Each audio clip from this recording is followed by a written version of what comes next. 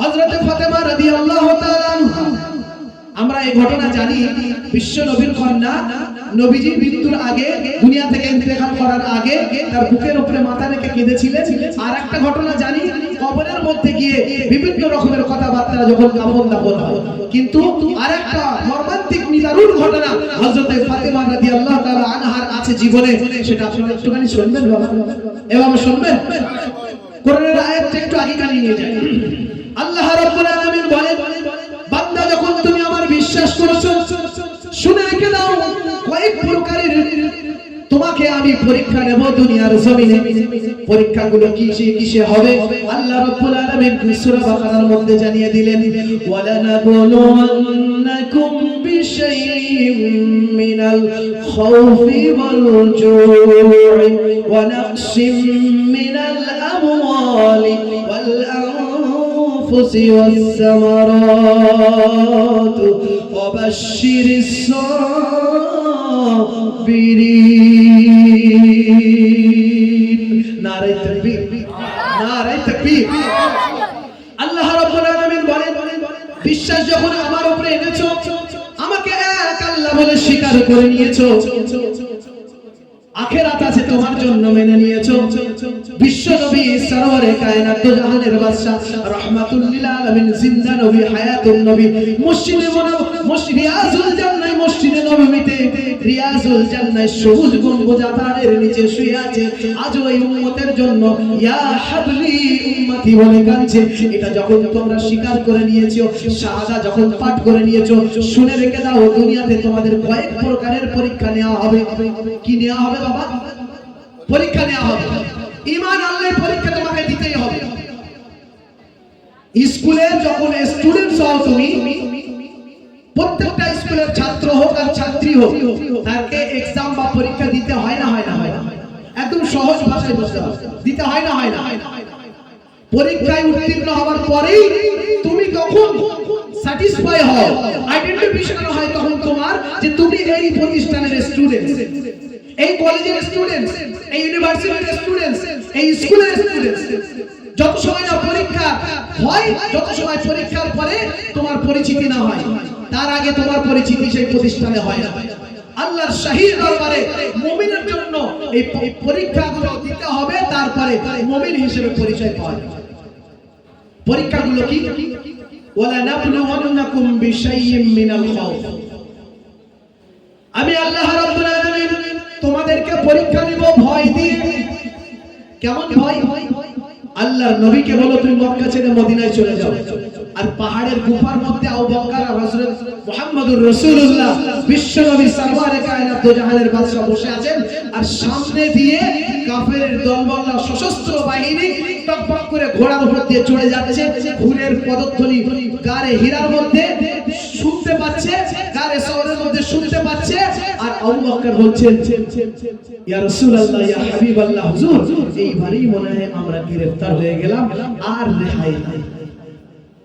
আল্লাহর নবী বিশ্ব নবীকে আল্লাহ রাব্বুল আলামিন জানিয়ে দিলেন, ও আমার বন্ধু, আমার হাবিব শোনো, তোমাকে না তৈরি করলে দুনিয়ায় আমি কিছু তৈরি করতাম না, তোমাকে না তৈরি করলে আমি জান্নাত জাহান্নাম বানাতাম না, তোমাকে না তৈরি করলে লৌহ মাহফুজ থেকে কোরআন অবতীর্ণ করতাম না, তোমাকে না তৈরি করলে গোটা পৃথিবীর এত সুন্দর সূর্যময় শৌকতময় সৌরজগৎ আর এই পার্থিব জগৎকে আমি তৈরি করতাম না। এত সুন্দর শস্য শ্যামল পুষ্পে ভরা আমাদের এই বসুন্ধরা আল্লাহ রাব্বুল আলামিন বলেন কিছুই আমি করতাম না তোমাকে না তৈরি করলে। আর তোমাকে আমি বিপদের সম্মুখে ঠেলে দিয়ে আমি আল্লাহ রাব্বুল আলামিন আরশে আজিম থেকে তামাশা দেখব, এটাও হতে পারে না। আমার বন্ধু, আপনি তো ঈমান এনেছেন, এই পরীক্ষা আপনাকে দিতে হবে, আর আপনার উম্মতদেরকেও এই পরীক্ষা দিতে হবে। সুতরাং একটু ধৈর্য ধরুন। আল্লাহর হাবিব বলছেন, আবু বকর তুমি চিন্তা করো না। আবু বকরকে আল্লাহর হাবিব প্রশ্ন করেন, আবু বকর আমরা এখানে কজন আছি? আবু বকর বলেন, ইয়া রাসূলুল্লাহ, ইয়া হাবিবাল্লাহ, হুজুর আমরা এখানে আপনি আর আমি দুজন আছি।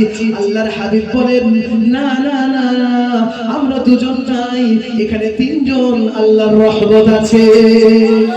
আরেকবার জোরে বলেন সুবহানাল্লাহ। আল্লাহ রাব্বুল আলামিন এই কথাটা এত সুন্দর পছন্দ করে নিলেন। আল্লাহ রাব্বুল আলামিন সঙ্গে সঙ্গে জিবরিল আমিনকে দিয়ে বললেন, আমার হাবিবকে যে পয়গমখানা জানিয়ে দাও। লা তাহজান ইন্নাল্লাহা মা'ানা। ও আমার হাবিব, আপনারা চিন্তিত হবেন না, ভয়ে ভীত সন্ত্রস্ত হবেন না। অবশ্যই অবশ্যই আমি আল্লাহ রাব্বুল আলামিন আমার রহমত নিয়ে আপনার সাথে আছি। একবার জোরে বলা যাবে না সুবহানাল্লাহ। এত কঠিন পরিস্থিতি, মাইলের পর মাইল দুর্গম পথে ভয় আসবে, বিষাক্ত প্রাণীর ভয় আসতে পারে, হিংস্র প্রাণীর ভয় আসতে পারে, বন্দুক গোলা বারুদের ভয় আসতে পারে, জীবন হানিকর এমন কিছু বস্তু থাকবে মুমিনের সামনে, এই ভয় আসতে পারে, যে জরিমানা সব কিছু ভীত সন্ত্রস্ত করে আপনাকে পরীক্ষা নেওয়া হবে এই পৃথিবীর জমিনে যদি আপনি মুমিন হন। ওয়ানাকসিম মিনাল আমওয়াল, এর পরের নম্বরটা শুনুন, দ্বিতীয় নম্বর, ব্যবসা বাণিজ্যই ক্ষতি হবে, লোকসান হবে। ফসল, আপনি ধান, সুন্দর সোনালী ধান পেকে উঠেছে, কয়েকদিন পরে গিয়ে কেটে বাড়িতে আনবেন, আপনার ঘরে চাল হবে, আনাজ হবে, এমন শিলাবৃষ্টি বর্ষণ হবে, ধানগুলো নষ্ট হয়ে যাবে, ফসল কেটে তুলে আনতে পারবেন। পরীক্ষা, ওয়ানাকসিম মিনাল আমওয়াল ওয়াল আনফুস, এরপর তারও পরীক্ষা কি? ছেলে থাকবে, বাপ থাকবে না, বাপ থাকবে, ছেলে থাকবে না। দুগ্ধ পোষ্য শিশু মাতৃস্তন থেকে ডাক্তারের স্তনের দুধ পান করছে। আল্লাহ রাব্বুল আলামিন আজরাইলকে ফরমান করে দিলেন, ও আজরাইল, যাও যাও যাও, ওই মথুরাপুরের গ্রামের মধ্যে একজন মা শুয়ে আছে, ডান দিকের স্তনের দুধ বাচ্চা পান করছে, গভীর রজনীতে গিয়ে সকলে ঘুমের মধ্যে নিমগ্ন আছে। আমি আল্লাহ রাব্বুল আলামিনের ফরমান হলো, ওই মায়ের জানটা কবজ করে নিয়ে আসো, আর ওই বাচ্চাটাকে দুনিয়ার জমিনে জীবিত রেখে দাও। একবার জোরে বলি আল্লাহু আকবার। এমন পরীক্ষা মুমিনের জন্য আছে। আমরা হয়তো ভাববো, আল্লাহ তোমার চোখ নাই, তুমি দেখতে পাও না, মাত্র 1.5 মাস বয়স এই কচি শিশুটা কার দুধ পান করবে? দুনিয়ার যখন বল ফুটবে, কাকে মা বলে ডাকবে? কার হাত ধরে গুটি গুটি পায়ে দুনিয়ার জমিনে চলাফেরা শিখবে, খাওয়া শিখবে, স্নান করা শিখবে, গোসল করা শিখবে, কাপড় পরিধান করা শিখবে, লেখাপড়া শিখবে? কার কাছে গিয়ে? রব্বুল আলামিন 1.5 মাস বয়স শিশুটাকে বাঁচিয়ে রেখে দিলে, আর তার মা স্তনের দুধ একধারের পান করিয়েছে, অপর দিকের দুধ খানা রাখা আছে, তখনও পর্যন্ত পান করার অবকাশ হয়নি। এটি পূর্বে তুমি কেন তুলে নিলে? এর রোনাজারি আহাজারি করি না বাবা, এই আল্লাহর কাছে প্রশ্ন ছুড়ে দেই না, কিন্তু এই ফয়সালাটা কার? আল্লাহর ফয়সালা। যেহেতু আল্লাহ এমন কিছু নিহিত রেখে দিয়েছে, ওই মাটা যদি জীবিত থাকে, হয়তো মনে হয় ওই পরিবারটা, গোটা পরিবারটার মধ্যে এমন কিছু ভয়ঙ্কর মুসিবত এসেছে, ওই জন্য একজনকে তুলে নিয়ে নজরানা পেশ করে আল্লাহ তাআলা গোটা পরিবারটাকেও সেফ রেখে দেয়। এমন হয় না বাবা, হয় না বাবা। বাপ আছে 60, 65, 70 বছর, কয়েকদিন আগে জানাজা পড়েছি, কয়েকদিন আগে, বললে 12-13 দিন হবে, 72 বছরে তুলে বুড়ো হয়ে গেছে, রোগগ্রস্ত বাপ, লাঠি ধরে হাঁটতে পারে না, আমার কাঁধের উপরে ভর দিয়ে জানাজার পাশে দাঁড়িয়ে থরথর করে কাঁপছে, ছেলেটা মরে গেছে, কাঁদছে, বলে আল্লাহ, বলে হুজুর, আল্লাহ যদি আমার তুলে নিত এই সময়, বলে আপনাকে আল্লাহ রেখে দিয়েছে আপনার আওলাদের মাগফিরাতের জন্য। যেহেতু সন্তান যেমন বাপের জন্য দোয়া করে, রব্বির হামহুমা কামা রব্বায়ানি সগীরা, দোয়া করতে দেরি আল্লাহর আরশ ভেদ করে কবুল হতে দেরি করে। আর কোন ছেলে বলো না বাবা, হাদিসে আসবো, 3টে হাদিস আছে, হাদিসে 3টে ভাষা আছে। আমরা কি রেখে দুনিয়া থেকে যাচ্ছি? দুনিয়াতে আমাদের মৃত্যুর পরে সব দরজা বন্ধ হয়ে যায়, 3টে দরজা বন্ধ হয় না। আমার সোনাচ্চার বাপজানারা যারা বাপ হয়েছে, তারাও শুনতে হবে হাদিসটাকে কান খুলে, আর যাদের বাড়ি থেকে লাশ বেরিয়ে যাচ্ছে তাদেরকেও শুনতে হবে। যেহেতু আজকের টপিকটা এটাই যে মানুষ পৃথিবীতে আমরা যখন এসেছি, ঈমান নিয়ে আসার পরে পরীক্ষা দিতে হবে, আর পৃথিবীতে আসার পরে চলে যেতে হবে। দুটোর কথাই কেউ কোনোদিন অ্যাভয়েড করতে পারবে না। কথা বলেন ঠিক কি না ভুল? ঈমান নিয়ে আসার পরে পরীক্ষা দিতেই হবে, আর পৃথিবীতে আসার পরে চলে যেতে হবে, কেউ আটকাতে পারবে না। পৃথিবীর শ্রেষ্ঠ মওত আমার নবী পাকের মওত, একবার জোরে বলো সুবহানাল্লাহ। আর পৃথিবীর নিকৃষ্টতম মওত আবু জেহেল, উতবা, শাইবা, ফিরআউন, নমরুদের মওত। একবার জোরে বলো নাউজুবিল্লাহ।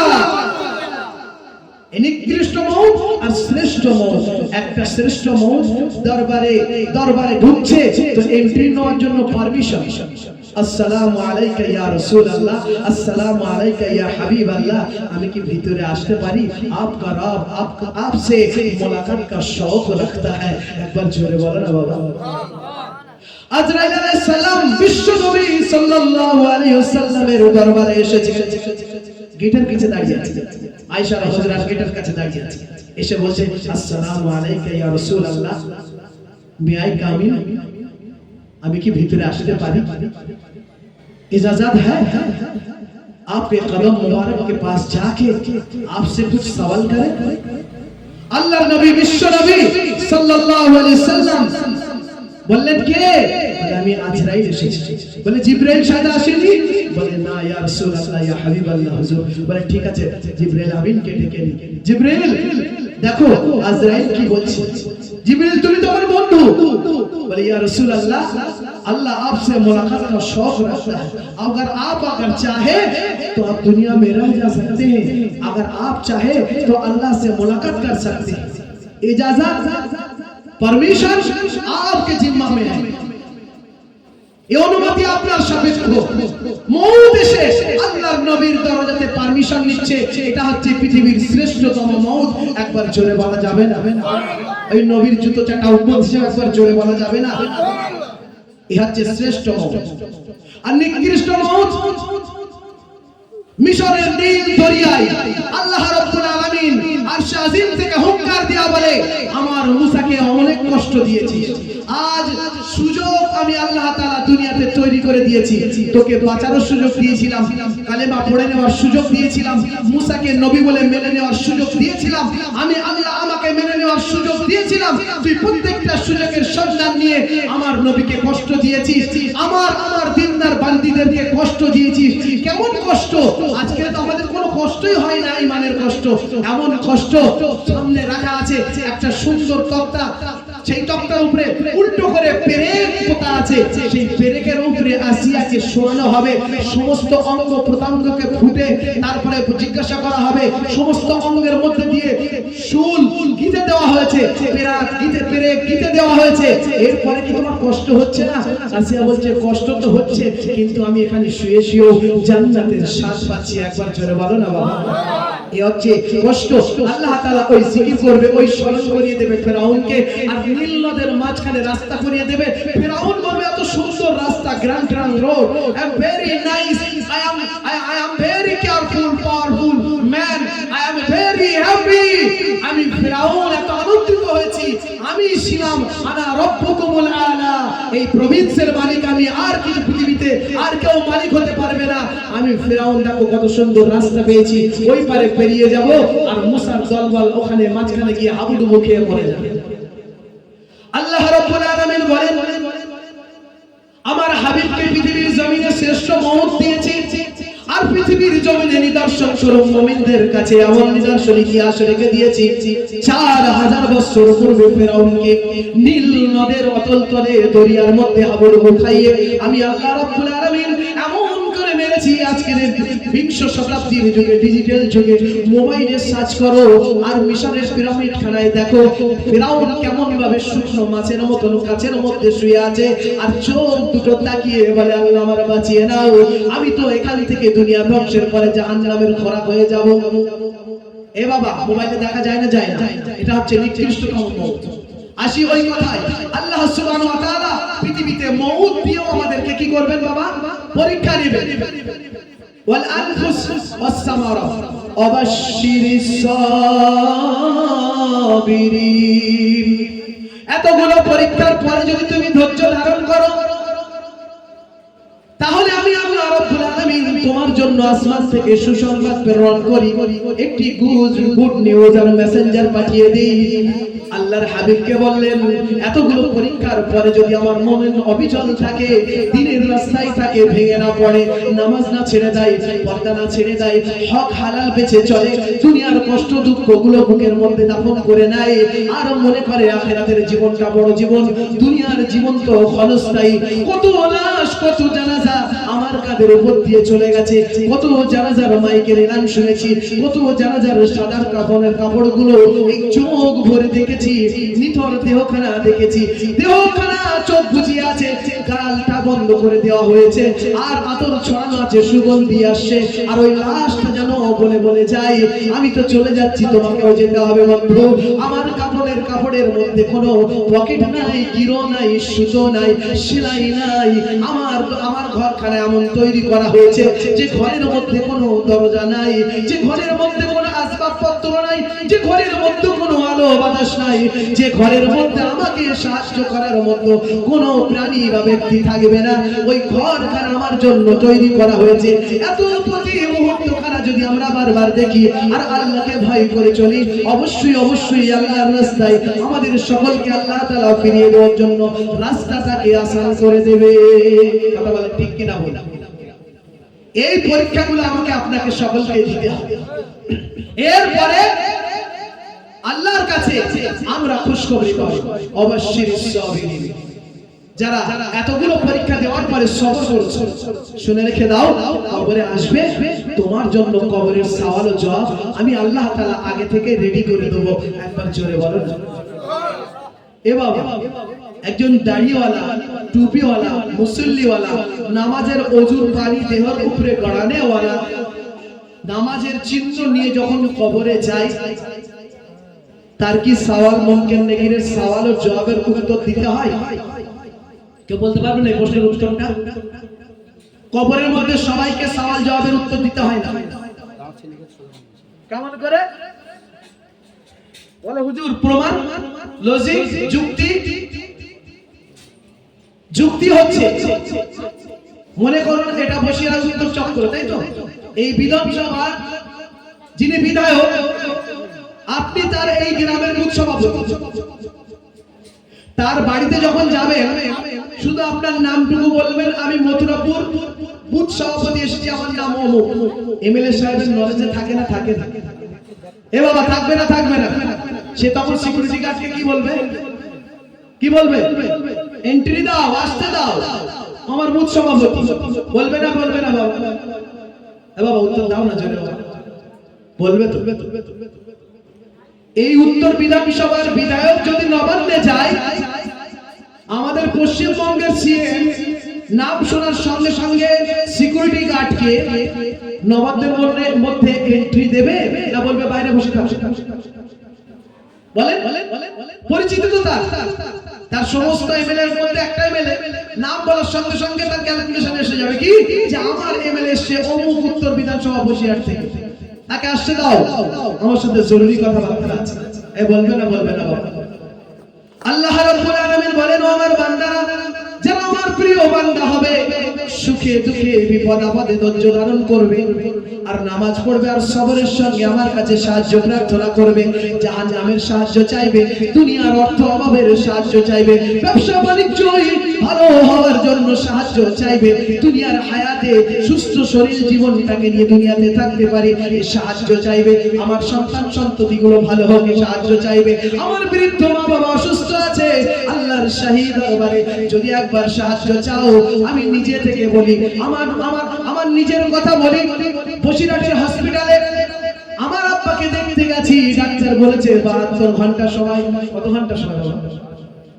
আর আমি মেটিয়াপুরের মসজিদে ইমামতি করি, জুম্মার নামাজে আছি, খুতবার মধ্যে মনে পড়ে গেছে ডাক্তার 72 ঘন্টা আমার আব্বাকে সময় দিয়েছে, 72 ঘন্টার পরে কোন একটা অ্যাক্সিডেন্ট ঘটে যেতে পারে, হয় আমাদেরকে লাশ নিয়ে আসতে হবে, আর না হয় সুস্থ হলে সুস্থ বাপকে বাপ বলে ডাকতে পারবো।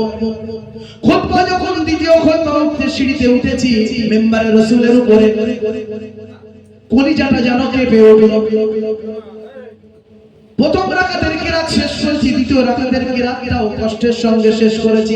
সালাম ফেরানোর পরে আল্লাহর শাহী দরবারে হাত তুলেছি, সঙ্গে সঙ্গে মনে হয়েছে বিশ্ব নবী জানিয়ে দিয়েছেন কোরআনে কারীমের মধ্যে, বনি ইসরাইলে, ও দুনিয়ার সন্তানেরা শোনো, ও যুবক যুবতীরা শোনো, ও মা বাবার কলিজার টুকরা সন্তানেরা শোনো, বাবা যদি বিপদে থাকে, বাবা যদি হসপিটালের বেডে থাকে, বাবা যদি কষ্টে থাকে, বাবা যদি কবরের আযাবের মধ্যে গ্রেফতার হয়ে যায়, আল্লাহর শাহী দরবারে নামাজ আনতে আল্লাহর ঘরে বসে একবার পবিত্র অবস্থায় দিলটাকে আল্লাহর দিকে রুজু করে বিশ্ব নবীর উপরে দরুদ পড়ে যদি একবার দোয়া করো, রব্বির হামহুমা কামা রাব্বায়ানি সগীরা, একবার সবাই পড়ি রব্বির হামহুমা কামা রাব্বায়ানি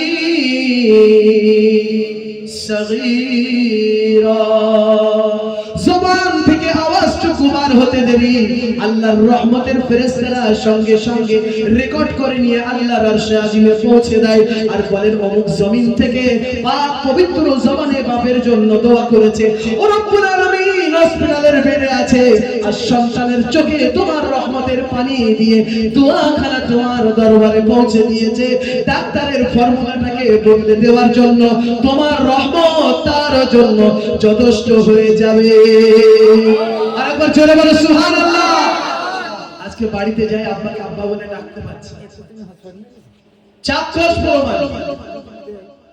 সন্তান যদি বাবা-মার জন্য দোয়া করে 100% সিউরিটি আছে আল্লাহর শাহী দরবারে কবুল হবে।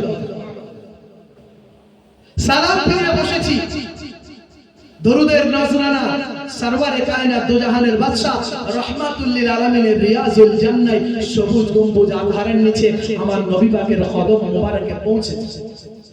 এরপরে সমস্ত অসুস্থ মা বাবাদের, মরহুম মা বাবাদের জন্য দোয়া চেয়েছি, কান্না আল্লাহর তরফ থেকে আল্লাহ করিয়ে দেয়। আর যে দোয়া আসর হয়, যে দোয়া কবুল হয়, সে দোয়ার মধ্যে সর্বপ্রথমে আপনার কোন দোয়া আল্লাহর দরবারে কবুল হচ্ছে এর প্রমাণ নেবেন, প্রমাণ নেবেন। আপনি জানেন আল্লাহর কাছে দোয়া করছেন, এই দোয়াটা, দোয়ার শব্দগুলো শেষ হতে দেরি আপনার সমস্ত শরীরের রোগগুলো একটা ঝাঁকানি দিয়ে উঠবে, চমকে উঠবে। একবার জোরে বলো না। এটা হচ্ছে দোয়া কবুল হওয়ার প্রথম নিদর্শন।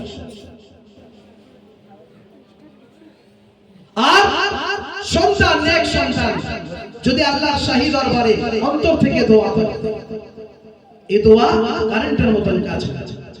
পৃথিবীর কোন ইমাম, পৃথিবীর মুয়াজ্জিন, মুফতি, মাওলানা, কারি, পীর সাহেব, মুর্শিদ সাহেব যে আসুক না কেন, তাদের দোয়া আল্লাহর শাহী দরবারে নেক আমল হিসেবে, নেককার ব্যক্তি হিসেবে 50-50 কবুল হতেও পারে, নাও পারে। বাট সন্তানের জন্য আল্লাহর কাছে দোয়া 100% আল্লাহ সিউরিটি দিয়েছে। না হলে কোরআনে কারীমে সন্তানদেরকে বলতেন না যে ও পৃথিবীর সন্তানেরা শোনো শোনো শোনো, তোমার বাপ মার জন্য কবরে থাক আর জমিনে থাক, উপরে থাক আর নিচে থাক, আসমানে থাক আর জমিনে থাক, পাহাড়ে পর্বতে থাক আর সমুদ্রে থাক, উড়োজাহাজে থাক আর বাসে থাক, ট্রেনে থাক আর ট্রামে থাক, হসপিটালের বেডে থাক আর বাড়িতে থাক, রাস্তায় থাক, ড্রাইভিং করুক আর যাত্রী হোক, যে অবস্থাতেই থাক না কেন, মদিনা মুনাওয়ারায় মসজিদে নববীর কাতারে থাক আর মক্কা শরীফের বাইতুল্লাহ শরীফের কালো চাদরের সামনে থাক, মাকামে মাহমুদের সামনে থাক, জমজমের সামনে থাক, বাইতুল মামুরের সামনে থাক, মিনায় থাক, মুজদালিফায় থাক, যেখানেই থাক না কেন, তুমি শুধু আল্লাহর কাছে বলতে দেরি, আল্লাহ তোমার বাবার জন্য দোয়া কবুল করতে দেরি করে না। একবার জোরে বলো না বাবা। হ্যাঁ, এই দোয়া আল্লাহর কাছে বড় শক্তিশালী জিনিস। যে কথা আসছিলাম, অবশ্যই সাবিরিন, প্রতি মুহূর্ত পরীক্ষার পরে আমাদের সবর এবং ধৈর্য অবলম্বন করতে হবে। আমার শোনাচ্ছেন ভাইরা, আমার মা ও বোনেরা, আমার বাপ জানেরা, সবর আর পরীক্ষা যেমনই পরিস্থিতি আসে, এটা মনে করতে হবে সর্বপ্রথম আল্লাহর তরফ থেকে আমার পরীক্ষা।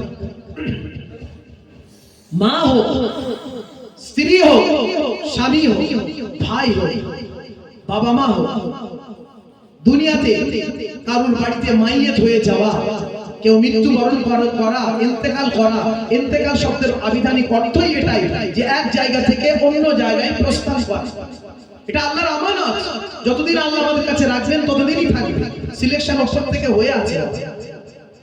এই জমিনে সিলেকশন হয় না, এই আসমানে সিলেকশন হয়। যখনই আপনার কাছে আপনার আয়ু গাছের পাতা ঝরে যাবে, আজরাইল আপনার সেই মুহূর্তে বাড়িতে চলে আসবে। ওমা ইয়াস্তাখিরুনা সাআতাও ওয়ালা ইয়াস্তাকদিমুন। না 1 ঘন্টা পরে না 1 ঘন্টা আগে, জাস্ট টাইম। কুন ফায়াকুন। আল্লাহর ফরমান দেনান দেয়া, আমি যেটা চাই সেটা দেনান দেয়ার করে দেখা। আল্লাহ রাব্বুল আলামিন বলেন ইন্নামা আমরুহু ইযা আরাদা শাইআন আইয়াকুলা লাহু কুন ফায়াকুন।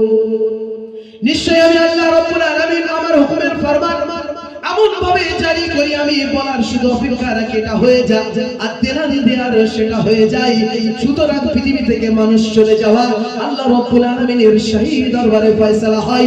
দুনিয়ার কোনো ডাক্তার, কোনো চিকিৎসা বৈজ্ঞানিক, দুনিয়ার কোনো ইঞ্জিনিয়ারিং, দুনিয়ার কোনো ইতিহাসবিদ, দুনিয়ার কোনো রাষ্ট্রনায়ক, দুনিয়ার কোনো প্রধানমন্ত্রী, রাষ্ট্রপতি, দুনিয়ার কোনো ক্ষমতাশীল সরকার, দুনিয়ার কোনো নবী রাসূল পয়গম্বর, দুনিয়াতে কোনো সাহাবা তাবে তাবিঈন আইম্মায়ে মুজতাহিদিন, দুনিয়ার কোনো আইম্মা, দুনিয়ার কোনো ফুকাহা শাস্ত্রীবিদ, দুনিয়ার কোনো ইসলামিক স্কলার, দুনিয়ার কোনো আল্লাহর ওলি, বিচার তাসাউফের বেতাজ বাদশারা, ইমাম গাজ্জালি বলেন, ইমাম থেকে যত রকমের ইমাম আছেন সমস্ত ইমামরা বলেন, চার তরিকার আউলিয়া পীর মুর্শিদরা বলেন, কারোর ক্ষমতা নাই মৃত্যুটাকে আটকানো।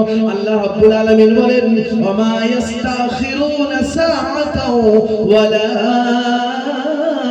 ইস্তাকদিমুন। যখন আসবে ছবল মারতে, তোমার জানখানা হরণ করে নিতে 1 মুহূর্ত দেরি হবে না। যদি বলি সকালে যাও তো সকালই হবে, মর্নিংটাকে আর আফটারনুন হবে না, আফটারনুনটাকে নাইট হবে না, নাইটটা আর সকাল হবে না। এমন সময় আল্লাহর মওত এসে যাবে। আমার সোনার চাল বাপ জানেন, আমার ভাইয়েরা ও আমার মা বোনেরা, মওত কখন এসে যাবে আমি আপনি কেউ জানি না। আল্লাহ রাব্বুল আলামিনের শাহী দরবারে 5টা ডিপার্টমেন্ট আল্লাহ নিজের হাতে রেখে দিয়েছে। পৃথিবীর কাউকে সেই ডিপার্টমেন্ট গুলো দেয়নি, যার মধ্যে একটা আপনার মওত। এরপরে এই পরীক্ষা হয়ে যাবে, প্রত্যেকটা মুমিনের জন্য পরীক্ষা হবে। যে কথা বলছিলাম আজকে এগিয়ে যাই, আরেকটা সুন্দর মওতের আলোচনা করি, ছোট্ট করে ছেড়ে দেব। ওই যে বলেছিলাম মা ফাতেমা রাদিয়াল্লাহু তাআলা আনহা, আমরা সবাই জানি কবরের ঘটনা, আল্লাহর রাসূলের দরবারের ঘটনা, কিন্তু তার জীবনের একটা নিদারুণ কাহিনী আছে। ছোট্ট করে এটা বলে শেষ করে দেব। কবর কেমন জিনিস, আর কবরকে সযত্নে কেমন করে যেতে হবে আদরণীয় হয়ে, এই জিনিসটা বলে শেষ দেব। যেহেতু আজকের মরহুম ব্যক্তিদের দোয়া সবরসানির মাহফিল, আমাদের মধ্যে থেকে অনেক প্রিয়জন আবার একবার বলছি চলে গেছে, তাদের রূহের মাগফিরাতের জন্য। আর আমাদেরকেও সকলকে একদিন কবরে যেতে হবে, সেই জন্য এখান থেকেই প্রস্তুতি নিতে হবে কবরের সামান জোগাড় করার জন্য। সকলে কবরের সামান জোগাড় করবো ইনশাআল্লাহ। হ্যাঁ করবো বাবা। এ বাবা বলছি না এখনই তুমি এখান থেকে 5 ওয়াক্ত নামাজ পড়ো, তা বলবো। যদি মনে করো তোমার জন্য কবর আছে তাহলে তুমি মসজিদে যেয়ে নামাজ পড়ো। যদি মনে করো তোমার হিসাব নিকাশ হবে তাহলে তুমি হালাল খেয়েও হারাম ছেড়ে। যদি মনে করো যে আমি মুসলমানের বাচ্চা, আমার শরীরের রক্তের প্রত্যেকটা বিন্দুর কোনায় কোনায় লা ইলাহা ইল্লাল্লাহ মুহাম্মাদুর রাসূলুল্লাহ খচিত আছে, তোমাকে কবরে যেতে হবে। মিনার হাসর পুলসিরাত অতিক্রম করে আল্লাহর হাবিবের গোলাম হিসেবে কাল কিয়ামতের মাঠে আশিক রাসূল হিসেবে নবীর সামনে দাঁড়াতে হবে, আল্লাহর কাছে কৈফিয়ত দিতে হবে। তাহলে তুমি নামাজে যেও হারাম ছেড়ে দিয়ে হালাল রাস্তায় উপার্জন করো। আমার মা ও বোনেরা, যদি মনে করো তোমার জন্য সব রয়েছে, অপেক্ষা করছে, আমার বাপ মার জন্য চলে গেছে, আমাকেও যেতে হবে, তাহলে তোমরা পর্দায় থেকো, দেহটাকে সরো করে নিও, আর নামাজের পাটি প্রত্যেকটা ঘরে আজ থেকে শুরু করে দিও। কালকের ফজরের নামাজ তোমার নাও হতে পারে, হয়তো তোমার জানাজার নামাজ হতে পারে। একদিন তোমারই নাম মসজিদে হবে, তৈরি থেকো, তৈরি রেখো কবরের মাল সামান। একদিন তোমারই নাম মসজিদে হবে। মোহাম্মদের সঙ্গে আল্লাহুম্মা সাল্লি আলা সাইয়্যিদিনা মাওলানা মুহাম্মদ وعلى آل سيدنا مولانا محمد অবশ্যই ভাইরা আমার বাপজানেরা ও আমার মা বোনেরা, আজকের এই মথুরাপুরের একটি রজনীতে রজবের মাসে, একটি পবিত্র রজবের মাসে, একটা দোয়াপূর্ণ মাসে, একটা দোয়া সবরসানির রহমতের মাহফিলে বসে, মাগফিরাতের ঘোষণার মাহফিলে বসে একটুখানি চলুন ঘুরে আসি হযরত ফাতেমা রাদিয়াল্লাহু তাআলা আনহার জীবনের শেষ মুহূর্তগুলো কেমন করে কেটেছিল।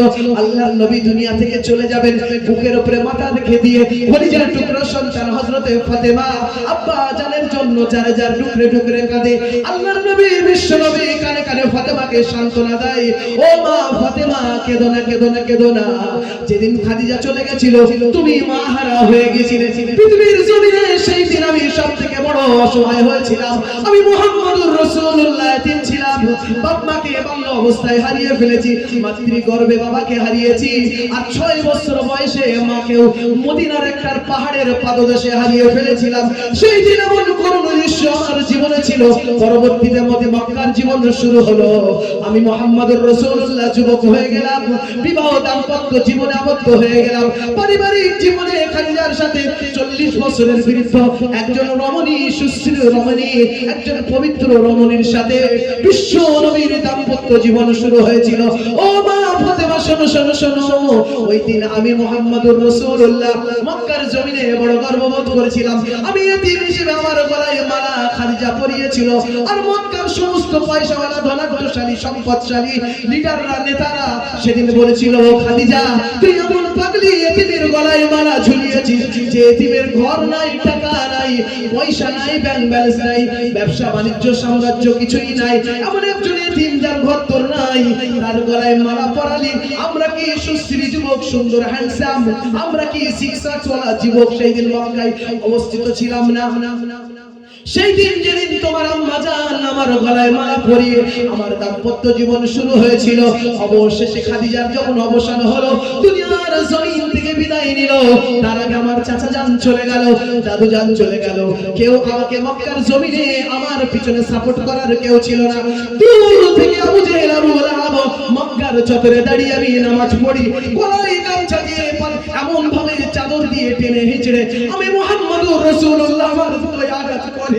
দূর থেকে ছোট ছোট বাচ্চা মা ফাতেমা বাড়ি থেকে ছুটে এসে বলে, আমার আব্বা জানকে তোমরা মেরো না, আমার আব্বা জান তো আল্লাহর ইবাদত করে, কালো কাবার মালিকের ইবাদত করে, তোমাদের কোনো ক্ষতি করেনি, তোমাদের কোনো কষ্ট দেয়নি, শুধু মুখে বলতে বলে লা ইলাহা ইল্লাল্লাহু মুহাম্মাদুর রাসূলুল্লাহ। যদি তোমাদের ভালো লাগে কলমাখানা পড়ে নাও, যদি ভালো না লাগে তোমরা ছেড়ে দাও। আমি মুহাম্মদুর রাসূলুল্লাহর কলিজার টুকরা সন্তান, আমার আব্বা জানের কাঁধের উপরে চাদর টেনে গলা ধাক্কা দিয়ে আমার কাবা শরীফের চতুর দিকে কষ্ট দিও না। আমার আব্বা জান হারা, আমার আব্বা এতিম, মা জান হারা, আমার আব্বা জানকে তোমরা কষ্ট দিও না। ওই দিন আমি কষ্ট পাইনি, যেদিন কিনা খাদিজা দুনিয়ার জমিন থেকে আসমানে চলে গেছে, আল্লাহর ডাকে সাড়া দিয়েছে, সেই দিন আমি সবথেকে বড় কষ্টের জীবন কাটিয়েছি। ইয়াউমুল হুজনের দিন আমার জীবনের সবথেকে বড় কষ্টের দিন এসেছে। ও আমার কলিজার টুকরা ফাতেমা শোনো শোনো শোনো, তোমার মায়ের বিরহের বেদনা আমি শুনেছি। কবরের মধ্যে যখন আমি লাশের মুখখানা তোমার আম্মা জানের কথা অনুযায়ী বলেছিলেন সবাই চলে যাবে, তুমি জানো আমার কবরখানা ছেড়ে চলে যেও না। ইয়া রাসূলুল্লাহ, ইয়া হাবিবাল্লাহ, আপনার দেহ মোবারকের জুব্বাখানা আমার কাফন হবে, আপনার হাতখানা আমার কোল হবে, আর আপনার হাত মোবারক দিয়ে আমার কবরের বিছানাখানা সাজিয়ে উঠবে, আর জান্নাতের সুবাসিত ঘ্রাণে আমার কবরখানা আল্লাহ আল্লাহর রাসূলের নূর দিয়ে ভরে যাবে, অন্ধকার দূর হয়ে যাবে। আমি খাদিজা সেই দিন শুয়ে শুয়ে জান্নাতের সুঘ্রাণ লাভ করব। খবরদার যেন আপনি আমার কবর ছেড়ে চলে যাবেন না। আমি সেদিন, ও ফাতেমা শোনো শোনো শোনো, তুমি আজকে আমার বুকে মাথা রেখে কাঁদছো, শোনো তাহলে আমি সেই দিন তোমার আম্মা জানের কাপড়ের মুখখানা খুলে বলেছিলাম, আমি তোমার সাথে এলাম এই আসমানের জমিনে, এই আসমানের নিচে এই কাবার জিন্দেগিতে, এই মক্কার জিন্দেগিতে কত মানুষ আমাকে কষ্ট দিয়েছে, তুমি কোনোদিন ছেড়ে যাওনি। তুমি বলেছিলে আমি কোনোদিন আপনাকে ছেড়ে যাব না, আপনি আমাকে ছেড়ে যাবেন না। আজ তোমার সাথে কবরস্থানে এসেছি, আমি মুহাম্মদুর রাসূলুল্লাহ কার সাথে যাব? ও ফাতেমার আম্মা জান, একবার বলে দাও, একবার বলে দাও। না না না, আমি মুহাম্মদুর রাসূলুল্লাহ অত সময় কবর ছেড়ে যাব না। কবর এত ভয়ঙ্কর জিনিস আমাকে দেখানো হয়েছে, আমাকে জানানো হয়েছে। এই রজব মাসের একটি রজনীতে, ও আমার বাপ জানেরা, আমার সোনার চাঁদ ভাইরা, ও আমার মা ও বউ জানেরা, শোনো শোনো শোনো। আল্লাহর নবীকে আল্লাহ রাব্বুল আলামিন দুনিয়াতে এমন নবী করে পাঠিয়েছেন, আল্লাহর নবীকে স্বয়ং চোখে আল্লাহ জান্নাত জাহান্নাম, কবরের হাকিকাত, কবরের আযাবগুলো আল্লাহর নবীকে আল্লাহ তাআলা সরজমিনে প্রত্যক্ষভাবে দর্শন করিয়েছেন। একবার জোরে বলা যাবে না সুবহানাল্লাহ? আদম বলতে পারবে না আমি জান্নাত থেকে এসেছি, মুসা বলতে পারবে না আমি জান্নাত থেকে এসেছি, ঈসা বলতে পারবে না আমি জাহান্নাম থেকে এসেছি, ইব্রাহিম বলতে পারবে না আমি জাহান্নাম দেখেছি, ইসমাঈল বলতে পারবে না আমি জান্নাত দেখেছি, দাউদ আলাইহিস সালাম বলতে পারবে না আমি আল্লাহর কুদরতি শক্তি দ্বারা সুগঠিত সুন্দর জান্নাতের বাগান দেখেছি, সুলাইমান বলতে পারবে না, ইব্রাহিম বলতে পারবে না, ইসমাঈল বলতে পারবে না, মুসা বলতে পারবে না, হারুন বলতে পারবে না, ইলিয়াস বলতে পারবে না, ইয়াকুব বলতে পারবে না, ইয়াহইয়া বলতে পারবে না। পৃথিবীর 313 জন রাসূল পয়গম্বর সওয়া লক্ষ নবীরা বলতে পারবে না। আল্লাহর হাবিবকে আল্লাহ রাব্বুল আলামিন এমন বন্ধু করলেন, বন্ধু দুনিয়াতে তুমি এতিম হতে পারো। মনে হয় সেদিন এই সবে মেরাজের রাতটা আল্লাহ কেন করেছিলেন একটুখানি শুনবেন বাবা দুলাই, শুনবেন নাকি? একবার তাকবীর দেন তো দেখি, নারায়ে তাকবীর। আর সৌরতার যদি অক্সিজেন নাতে চার্জ না থাকে, আমি মোবাইলে বারবার ঘেটে ঘেটে ওদিক তো সব চার্জ উঠতে যাবে, সেই জন্য একবার চার্জ দেখতে হবে। নারায়ে তাকবীর, নারায়ে তাকবীর, মিলাদুন নবী জালসা। আল্লাহ যারা এখানে বসেছে এই রজবের রাতে এই রহমতের বাগানে বসার কারণে তুমি সকলকে মাগফিরাত ঘোষণা করে দিয়ে একবার জোরে বলো না বাবা। ও বাবা, আর একটুখানি পরেই তাহাজ্জুদের ওয়াক্ত আসবে, আমরা ওই ওয়াক্তে গিয়ে দোয়াটা করব ইনশাআল্লাহ। আমার মা বাপরা যারা নেই তাদের জন্য দোয়া হবে, যারা আছে তাদের জন্যই দোয়া হবে। আমার যুবক ভাইরা, আমার সোনার চাঁদ মানিকেরা, তোমরা রাত দিন অক্লান্ত পরিশ্রম করো সন্তানের জন্য, স্ত্রীর জন্য, পরিবারের জন্য, মা বাবার জন্য। তোমরা প্রতি মুহূর্ত জীবনকে হাতে করে নিয়ে দুনিয়াতে চলো। তোমাদের সুরক্ষা, তোমাদের হেফাজতি আল্লাহর তরফ থেকে যেন আল্লাহর রহমতে এবং বরকতে তোমাদের জীবনগুলো আল্লাহ যেন ভরিয়ে দেয়। সেই জন্য আজকে তাহাজ্জুদের ওয়াক্তে একটু দোয়া হবে, সবাই আমরা থাকবো ইনশাআল্লাহ। একবার জোরে বলি না ইনশাআল্লাহ? তাহলে একটুখানি টেনে নিয়ে যাব। আল্লাহ রাব্বুল আলামিনের হাবিব বলে, ওগো রাব্বুল আলামিনের হাবিব, এমন ভাবে আর্তনাদ দিয়ে কান্নাকাটি করে ফাতেমা। ফাতেমাকে সান্ত্বনা দিয়ে আল্লাহর নবী সাল্লাল্লাহু আলাইহি সাল্লাম বলেন, ও ফাতেমা তুমি চিন্তা করো না, আমি এই দুনিয়ার জমিন থেকে পর্দা নেওয়ার পরে মাত্র কয়েক মাস পরেই তোমার সাথে আমার দিদার হবে। একবার জোরে বলো না বাবা। আর কাউকে না, না আবু বকরকে দিয়েছেন, না ওমরকে দিয়েছেন, না ওসমানকে দিয়েছেন, না আলীকে দিয়েছেন, না হাসান হোসাইন, না আব্বাস, না আহলে বাইতের আর কাউকে আল্লাহর নবী সুসংবাদ দিয়েছেন। কাকে দিলেন বাবা? এ বাবা, আল্লাহর নবী সুসংবাদটা কাকে দিলেন? খুব তাড়াতাড়ি তোমার সাথে আমার সাক্ষাৎ হবে। ফাতেমাকে। 6 মাস হয়ে গেছে। ক মাস? এজন্য বলো না, ক মাস? 6 মাস। এই 6টি মাসের মধ্যে এমন কোন দিন নাই হযরত ফাতেমা তুজ-জোহরা রাদিয়াল্লাহু তাআলা আনহা বাবার বিরহের শোকে কাঁদে না। এমন কোন দিন নাই ফাতেমা রাদিয়াল্লাহু তাআলা আনহার চোখ থেকে পানি পড়ে, এমন কোন দিন নাই 6 মাসের মধ্যে। হযরত শেরে খোদা আলী হাসান হোসেনের আব্বা জান, আল্লাহর রাসূলের দামাত, আল্লাহ রাব্বুল আলামিন যারা তো শক্তি দিয়েছিলেন, খায়বারের যুদ্ধে দুশমনেরা এমন ভাবে শক্তি প্রয়োগ করেছিলেন, হযরত আলীর তরবারি দেখে কাফির বেঈমান মুশরিকরা, ইসলামের দুশমন শত্রুরা, কোরআনের শত্রুরা, আল্লাহর নবীর জান নেওয়ালা দুশমনেরা কাপড়ের মধ্যে পেশাব পায়খানা করে দিত। একবার জোরে বলো সুবহানাল্লাহ। খালি হযরত শেরে খোদা আলীর তরবারি খানা একবার গিলাফের মধ্যে থেকে বার হবে, মনে হয় জিন্দা কোনো হুঙ্কার আল্লাহ রাব্বুল আলামিন আরশে আজিম থেকে এমন সাইরন বেজে উঠলো, সামনে হাজার হাজার সৈন্য সামন্ত সশস্ত্র বাহিনীরা মুহূর্তের মধ্যে কেঁপে উঠে জমিন ছেড়ে পালাতো। এর নাম শেরে খোদা আলী। একবার ছেড়ে বলো না। হযরত আলী ফাতেমাতুজ জোহরা রাদিয়াল্লাহু তাআলা আনহার মুখের দিকে তাকায়, বাড়িতে যায় আর দেখে ফাতেমার চোখগুলো কালো হয়ে গেছে, চেহারাটা মলিন হয়ে গেছে, কাঁদতে কাঁদতে যেন অসুস্থ হয়ে গেছে, ঠিক মতন খায় না, এক মুঠো পেট ভরে খানাও খায় না, কারুর দিকে ঠিক মতন তাকায় না, হাসান হোসাইনের যত্ন নেয় না। আলী রাদিয়াল্লাহু তাআলা স্বামীর প্রতি যতটুকু দায়িত্ব পালন করে তার বেশি কিছু আর করে না। এইভাবে 6 মাস কেটে গেছে। ক মাস কেটে গেছে বাবা? 6 মাস। হযরত আলী রাদিয়াল্লাহু তাআলা আনহু রমজান মাস কোন কাজে মদিনার রাস্তায় বেরিয়েছেন, এমনি সময় ফাতেমাতুজ জোহরা রাদিয়াল্লাহু তাআলা আনহা ঘরের মধ্যে একটুখানি ঘুমিয়ে গেছে, তন্দ্রা এসেছে, চোখ বন্ধ হয়ে গেছে, অমনি করে বিশ্ব নবীর দিদার হয়েছে। একবার জোরে বলা যাবে না সুবহানাল্লাহ? আর একবার মুহাব্বতের নবীর আওয়াজ দিয়ে বলবে সুবহানাল্লাহ। দিদার হয়ে ফাতেমাকে বলে, ও ফাতেমা, তোমার সান্ত্বনা দিয়ে এসেছিলাম, আমি মুহাম্মদুর রাসূলুল্লাহ, আমি বিশ্ব নবী, আমার কলিজার টুকরা সন্তান তুমি, হাসান হোসাইনের নানা আমি, আলীর শ্বশুর আমি, ও আমার ফাতেমা, কলিজার টুকরা সন্তান, শোনো শোনো শোনো, অল্প আজকালের মধ্যেই তোমার সাথে আমার দিদার হয়ে যাবে, তোমার পরিবারকে সুসংবাদখানা দিয়ে দাও, তুমি আর দুনিয়ার জমিনে চিন্তিত আর রোগগ্রস্ত হয়ে দেহ খানা শুকিও না, না খেয়ে থেকো না, একটু শান্তির দিন গুজরান করো, আমি মুহাম্মদুর রাসূলুল্লাহ, তোমার সাথে আমার সাক্ষাৎ হয়ে যাবে। সামান্য রমজান মাস একটু গড়িয়েছে বিছানায়, চোখটা তন্দ্রা এসেছে, আল্লাহর নবীর দিদার মোবারক হয়েছে, চেহারা মোবারক, বলছে ফাতেমা তোমার সময় হয়ে গেছে, কালকেই তোমার সাথে আমার কি হবে? দিদার হয়ে যাবে, অর্থাৎ ফাতেমা দুনিয়া থেকে ইন্তেকাল করবে।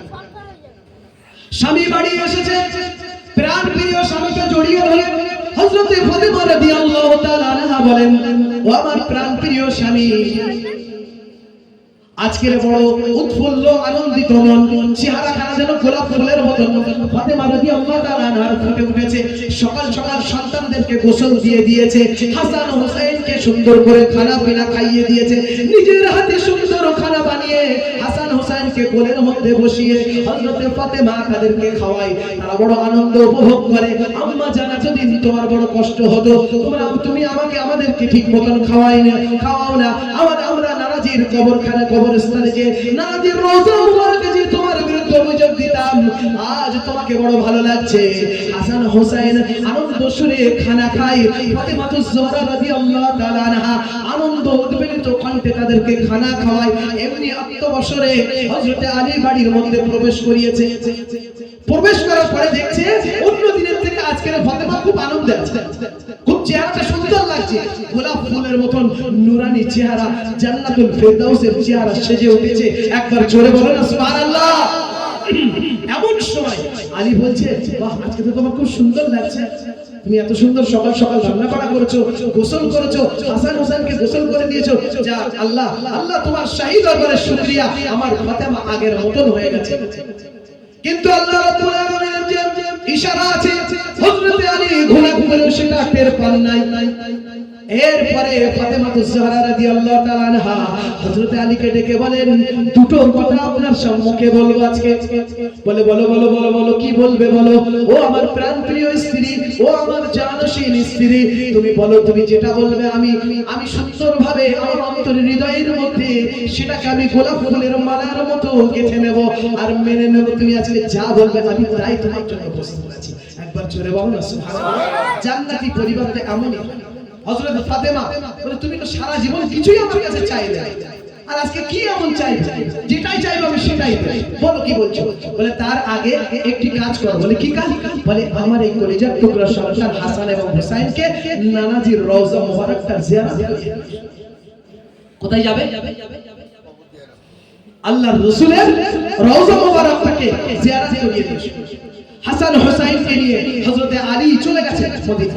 রিয়াজুল জান্নাহ সবুজ রম্য জানারের নিচে আল্লাহর নবী তার পাক পবিত্র দেহ মোবারক নিয়ে শায়িত আছেন, জিন্দা নবী, হায়াতুন নবী। গিয়েই সালাম দিয়েছেন, আসসালাতু ওয়াসসালামু আলাইকা ইয়া রাসূলুল্লাহ, আসসালাতু ওয়াসসালামু আলাইকা ইয়া হাবিবাল্লাহ। হাসান হোসেন হাজির হয়েছে, আলী হাজির হয়েছি, আমাদের সালামের নজরানা খানা আপনার কদম মোবারকে পেশ করেছি, আপনি কবুল করে নিন। একবার জোরে বলা যাবে না? হাসান ও হোসেন নানাজিকে বলেন, ও নানা শোনো শোনো শোনো শোনো, 6টি মাস আমরা কষ্ট করেছিলাম, আমার আম্মা জান ঠিক মতন আমাদের খাওয়া দাওয়া করাতো না, আজকে আমার আম্মা জান এত সুন্দর করে আমাদেরকে খানা পিনা খাইয়েছে, আর তোমার কাছে এসে অভিযোগ দেব না, তোমার কাছে আর এসে আমরা বিরক্ত করব না, আমার আম্মা জানের কোলের মধ্যে গিয়ে খেলা করব। হযরত আলী কাররামাল্লাহু ওয়াজহু আগেই বুঝতে পেরেছিলেন, ফাতেমার দাবিগুলো শুনে নিয়েছিলেন, রওজা মোবারকের কিনারায় দাঁড়িয়ে ছোট্ট বাচ্চাগুলোর কথা শুনে হযরত আলীর চোখ দিয়ে ঝরঝর করে পানি পড়ে, দত্তর করে বুক ভিজে পানি পড়ে, বলে আমার কচি শিশু সন্তান জান্নাতের দুটো ফুল হাসান আর হুসাইন, একজনকে দুনিয়ার জমিনে এই উম্মতরা জবাই করে দেবে, আর একজনকে দুনিয়ার জমিনে এই উম্মতরা বিষ পান করে দুনিয়ার জমিন থেকে তড়পে তড়পে মারবে, এরা জানে না এরা আম্মা জান দুনিয়া ছেড়ে চলে যাবে, তাই আজ সুন্দর করে গোসল দিয়েছে, সুন্দর করে খানা খাইয়ে দিয়েছে। ফাতেমার যে শেষ কথা ছিল আলীকে জানিয়ে দিয়েছিল। বাচ্চাগুলো নানাজির কাছে গিয়ে বলে, ও নানাজি আর কোনোদিন আপনাকে আমরা বিরক্ত করব না, আপনার কাছে আর কোনোদিন আমরা অভিযোগ আনবো না, আমার আম্মা জানের কোলের মধ্যে খানা করব, আর আমার আম্মা জানের নরম হাত দিয়ে আমরা খানাকে পরিতৃপ্তি হব। হযরত আলী দপ্তর করে কাঁদতে কাঁদতে অবশেষে বাচ্চা দুটোকে নিয়ে ফিরে আসে বাড়িতে। হযরত আলী কাররামাল্লাহু বুকের উপরে মাথা রেখে হযরত ফাতেমা বলেন, দুটো কথা আপনার কাছে রেখে যেতে চাই, ও আমার প্রাণ প্রিয় স্বামী। বলে বলো বলো বলো। জীবনের শেষ প্রান্তে আলী তখন আলী রাদিয়াল্লাহু তাআলা তখন কাতর ভাবে তাকিয়ে থাকে ফাতেমার দিকে, ওঝর নয়নে কাঁদতে থাকে আর বলে, দুনিয়াতে বাপ হারিয়েছিলাম, আবু তালেবকে হারিয়েছিলাম, কষ্ট পেয়েছিলাম, মা জননীকে হারিয়ে ফেলেছিলাম, কষ্ট পেয়েছিলাম, তোমার বাবা বিশ্ব নবীকে হারিয়ে ফেলেছিলাম, মুহাম্মদের টুকরা চলে গেছিল, সেদিনও মেনে নিতে পারিনি, কিন্তু দুনিয়ার জমিন থেকে তুমি চলে যাবে, এই বিরহের ব্যথা আলীর পাঁজরের পাঁজরগুলো বুকের পাঁজরের হাড়গুলো ভেঙে খানখান হয়ে যায়। ও ফাতেমা আমাকে ছেড়ে তুমি যেও না। বলে আল্লাহর রাসূলের দিদার হয়েছে, আমাকে কাল সকালে নবীজির সাথে সাক্ষাৎ হবে। ও আমার প্রাণ প্রিয় স্বামী, যাওয়ার পূর্বে দুটো কথা বলে যাই, আপনি যদি আমার দুটো কথা মেনে নেন, আমি কবরে যে শান্তির ঘুম ঘুমাতে পারবো। দুটো কথা মেনে নেন। বলেন বলো কি বলছো? বলে আমি দুনিয়ার জমিন থেকে রুখসত হওয়ার পরে আপনি কি সকল গ্রামবাসী মদিনাবাসীকে খবর দেবেন? বলে হ্যাঁ খবর দেব না, সবাইকে খবর দেব। বিশ্ব নবীর কন্যা পৃথিবী থেকে চলে গেছে, খবর দেব না মানে? বলে না না না না প্রাণ প্রিয় স্বামী, আপনার কাছে প্রথম কথাটা আবেদন রাখি, মদিনার কোন মানুষকে আপনি খবর দেবেন না, আমার কোন আত্মীয় স্বজনকে আপনি খবর দেবেন না, আপনি নিজে হাতে করে কাফন দাফন রেডি করে কবরের গোরখানা আপনিও হাত দিয়ে মাটি খুঁড়বেন। বলে হ্যাঁ। বলে ফাতেমা এত বড় কাজ আমার হাতে তুমি চাপিয়ে দিয়ে যাচ্ছ? বলে হ্যাঁ, কবরটা আপনাকেই খুঁড়তে হবে। বলে কেন কেন কেন? বলে আমার প্রাণ প্রিয় স্বামী, আপনি শুনে রাখুন, আল্লাহর নবীর দরবার থেকে আপনার হাতের উপরে কোলে উঠে আমি আপনার বাড়িতে এসেছি, আপনার পাশের বিছানায় আমি ফাতেমা আমার দেহখানা নিয়ে শুয়েছি, আর ওই দেহটা কতটা জায়গা লাগে পৃথিবীর কোনো মানুষ জানে না, শুধুমাত্র আপনি জানেন। তাই আমার কবরের মাপখানা আপনি আন্দাজ করে মাটি কাটবেন, আর কাউকে কোপ মারতে দেবেন না। আমার দেহের মাপখানা, আমার শরীরের মাপখানা পৃথিবীর কোনো মানুষ জানে না। আমার প্রাণ প্রিয় স্বামী, আপনি আমার কবর খুঁড়ে কবরে দেবেন। বলে তারপরের কি কথা বলো? বলছে আবার তারপরের কথা হলো, আমার প্রাণ প্রিয় স্বামী, আমার কাফন দাফনটাও আপনি আমার দেহতে জড়িয়ে দেবেন। বলে ঠিক আছে, সেটাও মেনে নিলাম, জীবনের শেষ কাফনখানা আমি আপনার হাতে করতে চাই, যেহেতু আমার দেহ মোবারক পৃথিবীর জমিনে কেউ কোনোদিন দেখেনি। চলে বলো না সুবহানাল্লাহ। ও আমার সোনার চাঁদ মা বোনেরা, পায়ে দুটো হাত রেখে বলি, ফাতেমা জীবনের শেষ প্রান্তে দাঁড়িয়েও বলে গেছে, আমার দেহ কেউ দেখিনি তুমি ছাড়া। ও আমার স্বামী, আমার দেহের হক অধিকার শুধু তোমার, আর আমার দেহখানা যেন আমার দেহের চামড়ার সৌন্দর্যতা আর পরিধি আয়তন বেটে না খাটো, আমার শরীরের মাপকাঠি যেন পৃথিবীর কেউ না দেখে। তোমরা যদি তোমাদের দেহখানা এমন করে ঢেকে রাখো, ওই কবরের কঠিন অন্ধকারে তোমার সওয়াল ও মুনকার নেকির জবাব স্বয়ং আল্লাহ রহমতের ফেরেশতা দিয়ে দেবে। আর কিয়ামতের কঠিন মাসে যখন কেউ কারোর সাহায্য করবে না, কেউ কারোর পাশে লাগে না, আজ বাপ সন্তানকে কোলে নিয়ে বসে আছে, ওই বাপ সন্তানটাকেও চিনবে না, ওই সন্তান বাপকেও চিনবে না। ওই মা সন্তানকে কোলে নিয়ে গভীর রজনীতে মথুরাপুরের গ্রামে বসে আছে, কবরের কথা শুনছে, ফাতেমার কথা শুনছে। আমার মা বোনেরা শোনো, ওই কলিজার টুকরা দুধ পান করনেওয়ালা, তোমার বুকের রক্ত তাজা ঢেলে দিয়ে তাকে মানুষ করনেওয়ালা সন্তান কাল কিয়ামতের মাঠে তোমাকে বলবে, মা আমি তোমাকে চিনি না। তুমি যখন পেটের কাটা যন্ত্রণা নারীর জায়গাগুলো দেখাবে, এইখান থেকে বার করে আমি সিজারের 6 থেকে 8 ঘন্টা যন্ত্রণা সহ্য করেছি। ও আমার সন্তান, এই বুকের তাজা রক্ত ঢেলে দিয়ে তোমাকে আমি মানুষ করেছি। 10 মাস 10 দিন দেওয়ালে রাতের গভীর অন্ধকার রাতে হেলান দিয়ে দাঁড়িয়ে তুমি পেটের মধ্যে লাথি মেরেছো, আমি মা সহ্য করে নিয়েছি। কিয়ামতের কঠিন দৃশ্য, সামনে জাহান্নামের আগুন জ্বলছে আর ওইদিকে জান্নাতের গেট প্রশস্ত হয়ে আছে। আমি জানি না আমার কোন জায়গায় দেওয়া হবে, তুমি সন্তান হিসেবে আমার একটু সাহায্য করো। ও মা বোনেরা শোনো শোনো শোনো, কিয়ামতের মাঠে তোমার জন্য একটি শব্দ আসবে, বলবে, মা দুনিয়ায় দায়িত্ব ছিল পালন করেছিলে। ইয়াউমা ইয়াফিরুল মারহু মিন আখিহি ওয়া উম্মিহি ওয়া আবিহি ওয়া সাহিবাতিহি। ও বানি, এই কয় প্রকারের মানুষ দুনিয়াতে সবথেকে মহব্বতের মানুষ হয়? স্ত্রী হয় মহব্বতের মানুষ, সন্তান হয় মহব্বতের মানুষ, বাবা হয় মহব্বতের মানুষ, প্রাণপ্রিয় স্ত্রী হয় মহব্বতের মানুষ, আর নিজের সন্তান হয়, আর একটা হয় নিজের ভাই।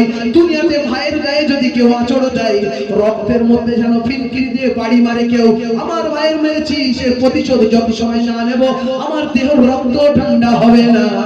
ওই ভাই কাল কিয়ামতের মাঠে বলবে, তোমাকে আমি চিনি না। ওই সময় যদি মনে করো আল্লাহ আমার সাহায্যকারী হবে, ফাতেমার মতন দেহখানা ঢেকে নিয়ে জান্নাতি রমণী হিসাবে কবরে যাও, আর বিনা হিসাবে আল্লাহ তাআলা কাল কিয়ামতের মাঠে ফাতেমার পাশে দাঁড় করিয়ে বলবে, ও ফাতেমা, তুমি যেমন দেহখানা ঢেকে এসেছিলে, তুমি যেন ঘরটা নামাজ দিয়ে সাজিয়ে এসেছিলে, তুমি যেন জিকির আর তেলাওয়াত দিয়ে গান বাজনা মোবাইলের বিভিন্ন রকমের রঙ্গ তামাশাকে দূর করে দিয়ে তোমার ঘরটা সাজিয়েছিলে, তার উপহার স্বরূপ ফাতেমা রাদিয়াল্লাহু তাআলা আনহার সঙ্গে জান্নাতুল ফিরদাউসে তুমি চলে যাও। এটা হবে। হযরত ফাতেমা রাদিয়াল্লাহু তাআলা আনহা বলেন, আমার প্রাণ প্রিয় স্বামী, কেউ আমার দেহ দেখেনি, তাই আপনি আমার কাফন দাফন রেডি করে দিবেন। অবশেষে আরেকটি কথা আপনার বলে যাই, বলো বলো বলো প্রাণ প্রিয় স্বামী। হযরত আলী রাদিয়াল্লাহু তাআলা আনহু আবার প্রশ্ন করে উত্তর দেন, বলো শুধু তুমি বলে যাও, আমি প্রত্যেকটা তোমার প্রশ্নের উত্তরে হ্যাঁ দেব। বলে, যখন কবরে আপনি আমাকে শোয়াবেন, আপনার কোলে উঠে আমি কবরের শেষ বিছানাখানা শুতে চাই, আমি শেষ জীবনের বিছানাখানা শুতে চাই। যেহেতু মুহাম্মাদুর রাসূলুল্লাহ সাল্লাল্লাহু আলাইহি সাল্লাম বিশ্ব নবীর দরবার থেকে যেদিন আমি এসেছিলাম, আমার প্রথম বিছানা ছিল আপনার বিছানা, আর আমার প্রথম কোল ছিল আপনার কোল, আর জীবনের শেষ বিছানা কবরে হবে, আর জীবনের শেষ কোলখানা আপনি হবেন। তাই শেষ বিছানাটাই আপনার হাত মোবারক দিয়ে আমার কবরের বিছানাখানা আপনি আমাকে শুইয়ে দেবেন। বলে, তারপরে কি? বলে, তারপরে আপনার আরেকটা কথা থাকলো। বলে, কি কথা?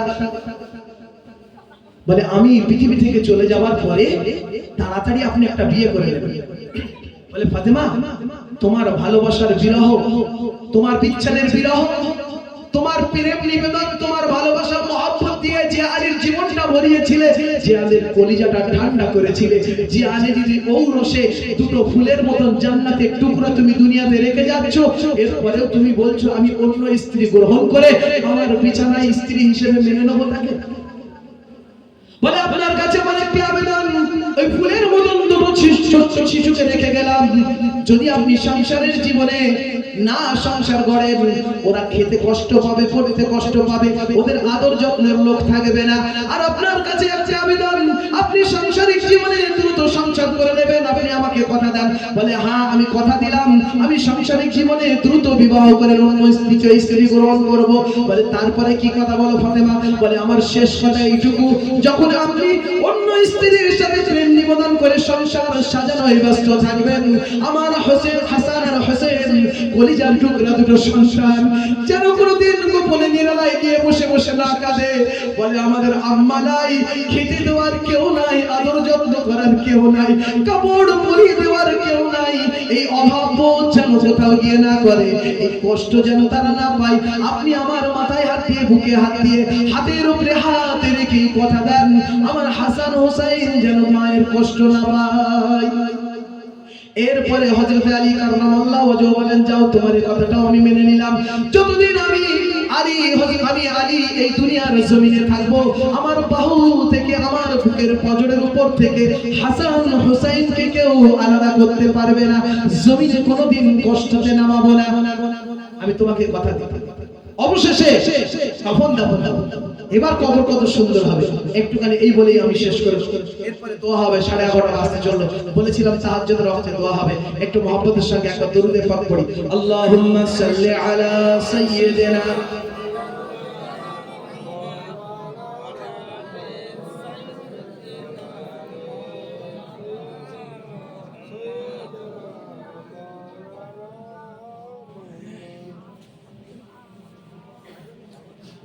একটু কলেমার জিকির করি, লা ইলাহা ইল্লাল্লাহ, লা ইলাহা ইল্লাল্লাহ, লা ইলাহা ইল্লাল্লাহ, মুহাম্মাদুর রাসূলুল্লাহ।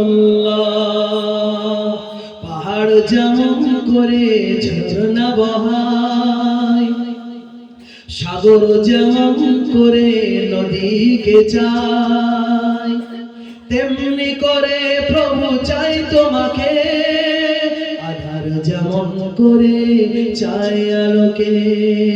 লা ইলাহা ইল্লাল্লাহ, জোরে জোরে, লা ইলাহা ইল্লাল্লাহ, লা ইলাহা ইল্লাল্লাহ, লা ইলাহা ইল্লাল্লাহ, মুহাম্মাদুর রাসূলুল্লাহ। আসমানের মালিক তুমি আল্লাহ, এই জমিনের মাবুদ তুমি আল্লাহ, পাহাড় পর্বত জমিন ও আসমান গাই শুধু তোমার তাসবিহ সুবহানাল্লাহ। লা ইলাহা ইল্লাল্লাহ, লা ইলাহা ইল্লাল্লাহ, লা ইলাহা ইল্লাল্লাহ, মুহাম্মাদুর রাসূলুল্লাহ। সকলে পড়ি সাল্লাল্লাহু আলাইহি ওয়াসাল্লাম। আমার সোনার চাঁদ ভাইরা, আমার বাপ জানেরা, তাহাজ্জুদের ওয়াক্ত এসে গেছে, অল্প সময়ের মধ্যেই দোয়া করে দেব। হযরত ফাতেমার লাশখানা, দেহ মোবারক খানা, কবরের মধ্যে হযরত আলী কাররামাল্লাহু ওয়াজহু শুয়ে রয়েছে। এমন অবস্থায় শোয়ানোর পরে, এ বাবা যারা এখনো বাইরে আছো চলে আসো, এখনই দোয়া হবে, এখনই দোয়া হবে ইনশাআল্লাহ। 11:30 বাজতে, বিরক্ত হবে না, 2-5 মিনিট একটু সময় দেন, ওটা উঠি করেন না, চেষ্টা বলবো না, ছেড়ে দেবো, তাহলে একটু বসে না, আর তৎসময় একটু দরুদ শরীফ পড়ি। আল্লাহুম্মা, সামনে জায়গাটা ঠিক করে দেন। मुझे कुछ मिले या ना मिले, मोहम्मद मिले,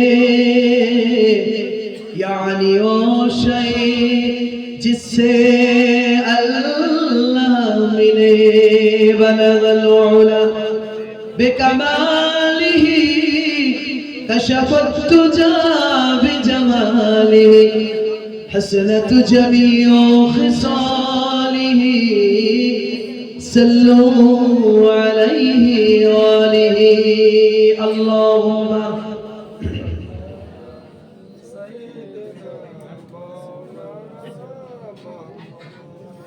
হযরত আলী কাররামাল্লাহু ওয়াজহু নিজের প্রিয় স্ত্রী ফাতেমাতুজ জোহরা রাদিয়াল্লাহু তাআলা আনহাকে শুইয়ে দিয়েছেন। অবশেষে মুখখানা শেষবারের মতো দেখার জন্য ঝুঁকে পড়েছে, মুখখানা খোলা হয়েছে। সোনার চাঁদের মুখটা দেখে স্বামী স্ত্রীর দীর্ঘ সাংসারিক জীবনের সমস্ত দরদ, ভালোবাসা, প্রেম আর ঈমান উজাড় করে দিল। আলী মায়া ওই ফাতেমার মুখখানা দেখে, জান্নাতি মুখ দুটো দেখে, মুখখানা দেখে বলছে, ও ফাতেমা, তুমি তো ওয়াদা করেছিলে যে কোনোদিন আমি তোমাকে ছেড়ে যাব না, তুমি আমাকে ছেড়ে যাবে না। বলো বলো, আর আজ তুমি আমাকে চিরবিদায় দিয়ে চলে যাচ্ছ। এসেছি তোমার সাথে, যাব এখান থেকে বাড়িতে একা। আজকে অনেকের স্ত্রী মারা যায়, কবরে নামে না, একটু কবরের কাছে যে মহব্বতের সুর দিয়ে বসে না, দীর্ঘ সাংসারিক জীবনের সমস্ত রকমের আদান প্রদান সবকিছু স্মৃতি রেখে দুনিয়ার জমিন থেকে চিরবিদায় নেয়ার বলে, সব সময় দায়িত্ব ছেড়ে দিলাম, সন্তান, সংসার, চাবি, শোরুম, ব্যাংক ব্যালেন্স, টাকা পয়সা, জমি জায়গা, কাপড় চোপড় কিচ্ছুই নিয়ে যাব না ঘরে, কিন্তু মহব্বত আর ভালোবাসা তুমি একটু আমার জন্য রেখো, আর আল্লাহর কাছে আমার জন্য দোয়া করো। দেখবেন আল্লাহ আমাকে 99টা জানাজা পড়িয়েছে, 99টা লাশকে জানাজা পড়িয়েছি। আজকে এখানে আসার আগে আমি যখন আমার রুম থেকে বেরোচ্ছি, ফ্ল্যাট থেকে নেমেছি, জাস্ট পা রেখেছি, সঙ্গে সঙ্গে খাটিয়া নিতে এসেছি আমার মহল্লা। বলে, হুজুর একজন বয়স্ক মহিলা ইন্তেকাল করেছে। আমি কখন জানাজার সিলেকশন হয়েছে? বলে, হুজুর মাগরিব বাদ। আমি বললাম, আমার বসিরহাটের কাছে জলসা আছে, আমি তো জানাজায় থাকতে পারবো না। মুয়াজ্জিনকে বললাম, আমি সাহেব জানাজাটা তুমি পড়িয়ে দিও, আমি যদি থাকতাম আজকে 100 পূর্ণ হয়ে যেত। হয়তো আল্লাহর মর্জি ছিল না, কোথাও আছে, আল্লাহ পাক জানেন বেহতর। তো 99টা জানাজার মধ্যে পুরুষ আছে, নারী আছে। নারীদের গায়ে তো হাত দিতে পারিনি, কিন্তু পুরুষগুলোকে তো হাত দিয়েছি, গোসল করিয়েছি, অধিকাংশ কাফন নিজে হাতেই পরিয়েছি। অনেক মহিলা পর্দার সঙ্গে বাইরে দাঁড়িয়ে থাকে, তাদের সাজেশন দিয়েছে, এইভাবে কাফনগুলো পরান, এইভাবে গোসলগুলো দেন, পর্দার সঙ্গে দেন। এই করুণ চিত্র আমি নিজে দেখেছি চোখে, তাই আপনাদের সাথে আমার শেয়ার করতে অনেক সহজ হয়। যখন গোসলটা দেওয়া হয় না, তার প্রত্যেকটা অঙ্গ প্রত্যঙ্গ বলে, ওগো তুমি আমার গোসল দিচ্ছ, এই হাত দিয়ে আমি নিজেই গোসল করতাম, কিন্তু আমার হাতের ক্ষমতা আজকে নেই। ওগো আমাকে তুমি উলঙ্গ করছো, ওগো আমি নড়াচড়া করতে পারি না গো। তাই আমার লজ্জাস্থানটাকে আমার কাপড়, লজ্জাস্থানের কাপড়টা তুমি সরিয়ে দিচ্ছ, আমি হাত দিয়ে ধরার মতো আমার লুঙ্গির ক্ষমতা নাই, আমার শরীরের কাপড়টা তুমি কেন খুলে দিচ্ছ? আমি বাজার থেকে দামি কাপড় কিনে এনেছি, তুমি ব্লেড দিয়ে কেন আমার বোতামগুলো কেটে দিচ্ছ? এটা দিও না গো। কিন্তু আমি কি করবো বলো, আমার ক্ষমতা নাই আটকানো।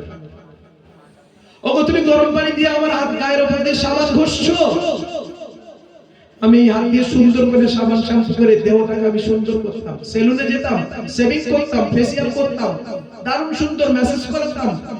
আজকে তুমি আমাকে শেষ মেসেজ করিয়ে দিচ্ছ, কিন্তু আমি বলতে পারছি না যে আমার ভালো লাগছে না খারাপ লাগছে। 99টা লাশের সম্মুখীন হয়েছে অনেক হাত দিয়ে, এমন 17 টুকরো লাশ, কেউ গোসল দিতে যায়নি। রাত 2:20 চতুর্দিকে ঘিরে দিয়ে লোক দাঁড়িয়ে আছে, 17টা টুকরো হয়ে গেছে লাস্ট অ্যাক্সিডেন্টে, যশোর রোডে দত্তপুকুরের কাছে। আমাকে ডেকে নিয়ে গেছে, বলে লোকের সাহস আছে, এই জানাজা আপনারা পড়াতে সবকিছু করতে হবে, দোকানে পুরাতন কাপড় নিয়ে আসুন। ও বাবা, মৃত্যু কত কঠিন, মৃত্যু কত সহজ, মৃত্যু কত কাছে, সেটা একটু আপনাদেরকে বলছি। এমন মৃত্যু আমার আপনার সকলের জন্য, কারোর জন্য ব্যতিক্রম নয়। তো আমি দুটো পুরাতন কাপড় দিয়ে তার অঙ্গভঙ্গিগুলোকে, যেগুলো পোস্টমর্টম হয়েছে কেটে কুটে গেছে, এক জায়গায় করে জড়ো করলাম। যেগুলো ধোয়ানোর জন্য ধুয়ে দিলাম, বাকি কাপড় দিয়ে মুছে দিলাম, গোলাপ পানি ছড়িয়ে দিলাম, কর্পূর ছড়িয়ে দিলাম, আতর ছড়িয়ে দিলাম, দিয়ে সুন্দর করে অঙ্গগুলোকে, পার্টসগুলোকে জড়িয়ে মানুষটাকে আকৃতিতে আনলাম। এরপরে কাপড় পরা, বড় কাপড় পরলে রক্ত শুরু হয়ে যাবে, ভালো করে জড়িয়েছি। অতক্ষণ পর্যন্ত কেউ আসে, জড়ানো হয়ে গেছে, কাপড়ের চাদর বিছিয়ে দিয়েছি, জামাটা পরিয়ে দিয়েছি, খালি মুখের এইখানটা একটুখানি ভালো ছিল। ফেসের উপর তাই এখানে আবার কাটা কোষ মারা সেলাই করা আছে। এরপরে তার বাড়ি দুটো ছেলে, তার ভাই, তার চাচারা এসেছে। তার আগে কেউ সাহস পায়নি ওখানে দাঁড়ানো। এত কঠিন পরিস্থিতিতে মৃত্যু হয়েছে মানুষের, এটাও দেখেছি, আল্লাহ আমাকে দেখিয়েছে।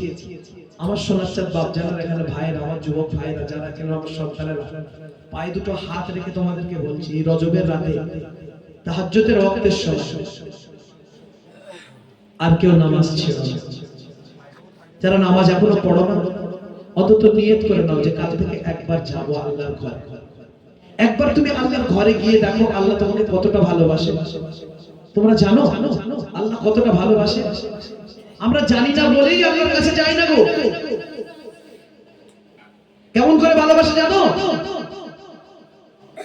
ফজরের আজান হয়, মুয়াজ্জিন আজান পড়ে আর ফেরেশতারা ঝুমকে আসে, বলে আল্লাহ তোমার বান্দাদেরকে, মথুরাপুর এই মহল্লার বান্দাদেরকে আল্লাহ ডাকছে, মুয়াজ্জিন দেখো কেউ এলো। বলে আসেনি? বলে না।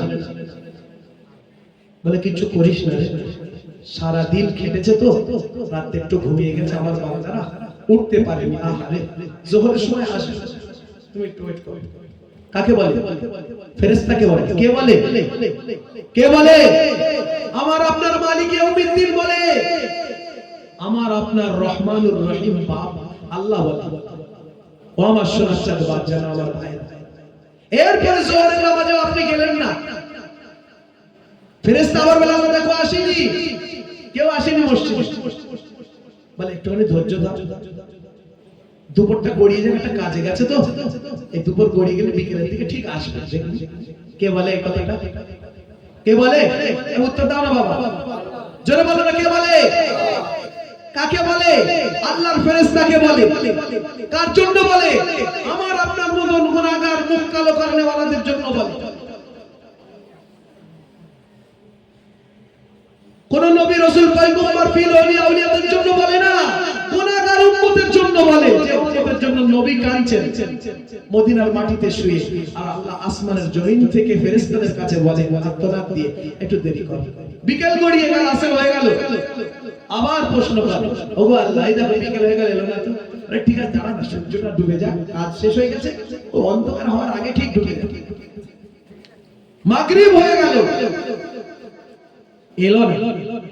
বলে দেখ তাহলে এসা সন্ধ্যার পরে কাজ কাম গুছিয়ে ও এসা ঠিক গোসল করে দেখবি, খেয়ে দিয়ে এসে নামাজ পড়ে কে ঘুমোবে। কে বলে? আল্লাহ বলে। কাকে বলে? ফেরেশতাকে বলে। কার জন্য বলে? আমার আপনাদের জন্য। আল্লাহ এতটা ভালোবাসে, এরপরেও যদি আপনার দিল না চাই যে আমি এক ওয়াক্ত নামাজ পড়বো না, আপনি আল্লাহর কাছে কি মুখ নিয়ে দাঁড়াবেন? কেন আমার আপনার মুসিবত হবে না? কেন আমার আপনার জীবনে কষ্ট হবে না? ও বাবা, আল্লাহর ইবাদতে আমরা সবাই কাল থেকে আল্লাহর রাস্তার জন্য বেরিয়ে পড়বো ইনশাআল্লাহ। সবাই একটু হাত তুলে দেখায় না, নামাজের নিয়ত করি না। এ বাবা শোনো, একটা কথা শুনে হাত তোলার আগে একটা কথা বলি, নিয়ত করার মালিক আমরা। নিয়ত করার মালিক সবাই বলো, নিয়ত করার মালিক আমরা, আর নিয়তকে পূর্ণতা দেওয়ার মালিক আল্লাহ। তাহলে নিয়ত যদি না করে আল্লাহ পূর্ণতা দেবে? এই হাত তোলা মানে নিয়ত করা হলো, আরে পূর্ণতা দেবে কে? আল্লাহ।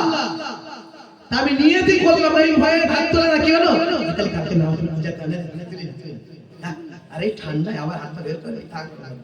তারপর কিছু কিছু আবার নিষ্ফল না, বলে অন্যদিক তাকিয়ে কিছু না বুঝে, তার মানে কি ফেরেশতারা বলছে আল্লাহ এ কি মালটাকে তো বুঝতে পারলো না। বলে কেন? বলে এত সময় 2 ঘন্টা 2.5 ঘন্টা ওয়াজ করে এমন হাতের মিসকাল মারলো, যে নামাজ পড়বে না নামাজিকে মসজিদ থেকে বের করবে এভাবে বুঝতে পারলো না। আল্লাহ বলে রে তবু আমার বান্দা রে, ও ঠিক আমার ঠিক আমার রহমতের, আমার কুদরতি কদমে ও ঠিক আসবে। একবার জোরে বলো না সুবহানাল্লাহ। তাহলে আমরা নিয়ত করব ইনশাআল্লাহ, নিয়ত করে নিই আল্লাহ ঠিক আমার রাস্তা করে দেবে। কাল থেকে নামাজের জন্য প্রস্তুতি নেব ইনশাআল্লাহ। আমার মা বোনেরাও ওখানে পর্দার সঙ্গে বলেন ইনশাআল্লাহ। যারা আজকে নামাজের জন্য ইনশাআল্লাহ বলেছে, আল্লাহ তাদের জান্নাতের রাস্তাটা দুনিয়াতে খুলে দাও। একবার জোরে বলো আল্লাহুম্মা আমিন, আর একবার জোরে বলো আল্লাহুম্মা আমিন। আল্লাহ এই মাহফিলে বসে অনেকেই আমরা সবাই গুনাহগার, গুনাহ থেকে কেউ আমরা ছাড় চাই আমাদের কারো জীবনে। আমাদের সমস্ত গুনাহগুলো তুমি একবার নিজে বুঝে, তোমার নাম গফুরুল গফফার, আর আমাদের সকলের নামগুলো গুনাহগার, তুমি একবার আমাদেরকে ক্ষমা করে দাও। সকলে বড় আমিন। একবার জোরে বলুন আল্লাহুম্মা আমিন। এ বাবা, এখানে আমরা যা বলছি না, আল্লাহর ফেরেশতারা নোট করছে আর ওরা সাক্ষী থাকছে। কিয়ামতের মাঠে আল্লাহ যে কথাটা বলেছেন যে হ্যাঁ বান্দা তোরা আমার কাছে ক্ষমা চেয়েছিস, আমি ক্ষমা করে দেব, এই কথাটার সাক্ষী ফেরেশতারা আল্লাহর সামনে আমাদের জন্য দেবে। একবার জোরে বলুন সুবহানাল্লাহ। বুঝতে পারনি কথা? তাহলে এখানে যদি একবার আল্লাহুম্মা আমিন বলি, তাহলে আল্লাহর ফেরেশতাদের সাথে আমাদের এগ্রিমেন্ট হয়ে গেল যে তোমরাও সাক্ষী থাকো, কাল কিয়ামতের মাঠে কিন্তু আল্লাহ আমাদের ঘোষণা দিয়েছে যে তোমাদেরকে আমি ক্ষমা করে দেব। এই কথা বুঝে আসেনি বাবা? বুঝে আসেনি? তাহলে এখানে যারাই আমরা বসেছি, আল্লাহ আমাদের সমস্ত বিগত জীবনের গুনাহগুলো, সকলকে গুনাহগুলো আল্লাহ যেন নিজে গুণে মাফ করে দেয়, ক্ষমা করে দেয়। বড় আমিন। একবার জোরে বলুন আল্লাহুম্মা আমিন। একবার দিল খুলে কলিজার ভিতর থেকে বলুন আল্লাহুম্মা আমিন। ও আমার সোনার ভাইরা, আমার বাপ জানে, কবর এমন কঠিন কঠিন মুহূর্ত আমাদের সম্মুখে হাতছানি দেয়।